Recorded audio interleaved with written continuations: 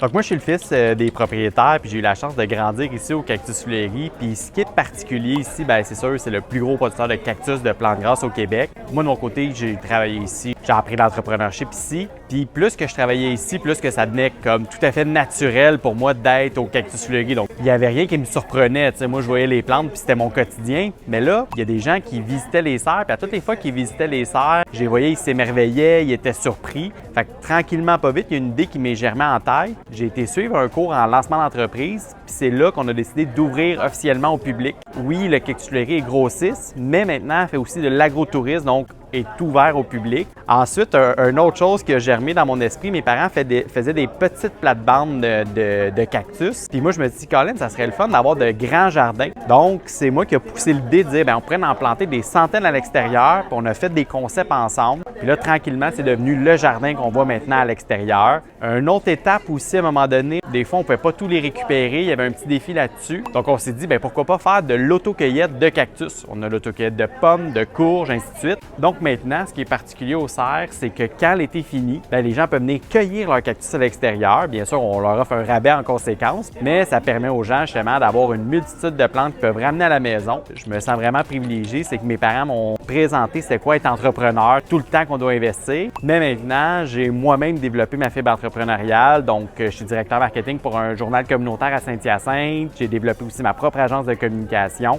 Puis, tu sais, aujourd'hui, on est samedi, j'ai à peu près 4 clients à aller rencontrer, dont ici le Cactus Fleury, que je m'occupe avec eux du marketing. Je parle avec les gens des fois, puis ils me disent « Hey, tu travailles tout le temps? » Mais moi, je suis comme « Ben, pas tellement, parce qu'en fait, je fais ce que j'aime. Oui, il faut que je prenne des pauses, je veux pas m'épuiser. » Tu sais, une journée comme aujourd'hui, où est-ce que je vais aller visiter Saint-Hyacinthe et les alentours au complet puis me déplacer, bien, mes parents m'ont bien transmis que bien, ça prend ça si on veut vivre de notre passion. Oui, je travaille, mais j'inclus mes enfants là-dedans, j'inclus mon quotidien, je vais dans mes passions. Fait que quand je finis ma journée, j'ai pas senti que j'avais travaillé. C'est vraiment mes parents qui m'ont transmis ça. Bien, je vous souhaite de vivre ça vous aussi à votre manière, puis surtout de venir visiter le Cactus Fleury parce que c'est à découvrir clairement.